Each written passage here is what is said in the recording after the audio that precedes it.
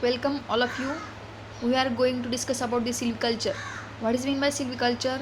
Silviculture means it is the branch of forestry which deals with the establishment, development, care and reproduction of stands of timber. It is known as silviculture.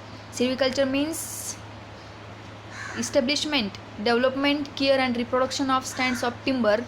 It is known as silviculture. Then second point, components of silviculture. First component, to drive environmental benefits. What are the environmental benefits? Such as soil and water conservation, because most of the forestry species have a taproot system as compared to the agronomical crops. That's why it helps in conserve the soil and water. Also control of air and noise pollution. Wildlife conservation, most of the species are here in nature.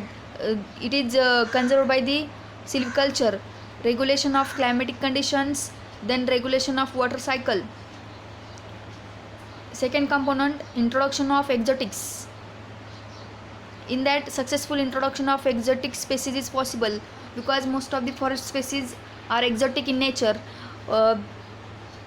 Plantation of exotic forestry species from different countries, for example Japan, Pakistan, then Malaysia, etc.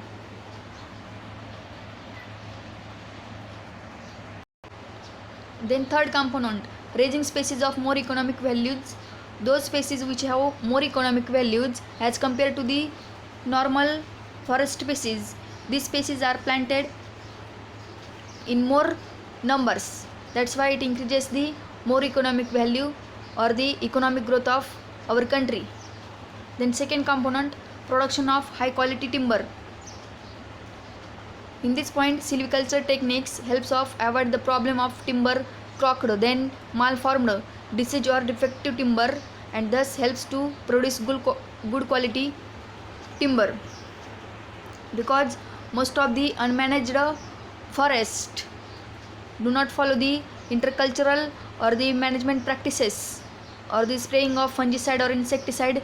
That's why it is more problem in unmanaged forest. But in silviculture follows all the intercultural operations or the techniques and avoid the problem of timber crocked, then malformed, disease or defective timber, and produces a good quality of timber which is important for the industrial purpose.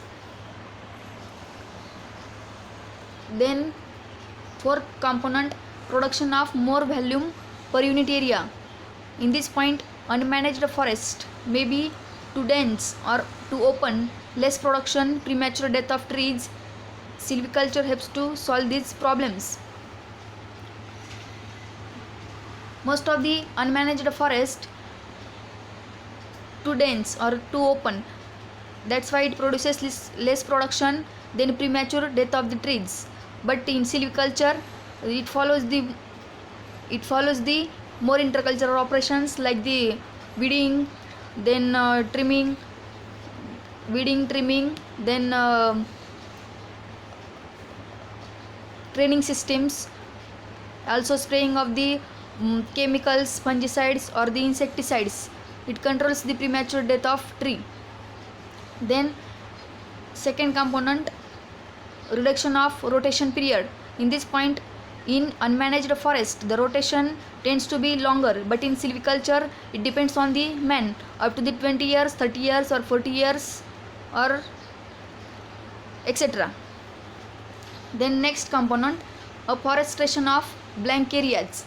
In this point, wastelands can be used for the forests. Wastelands means those lands have rainfall below the 250 millimeter, less than 250 millimeter. These areas are known as wastelands. Wastelands can be used for the plantation of or the cultivation of forest trees. The next component, employment potential. Because silviculture follows most of the technologies That's why it requires more number of the skillful laborers as compared to the unmanaged forest. It produces employment to the number of poor peoples and also increases the financial input. Then next component, increase in production of fuel and fodder. In this point, in development countries like India, it is important aspect because India has a more population as compared to the other countries. That's why it is necessary to increase the production of fuel and fodder. Then next point, forest industries.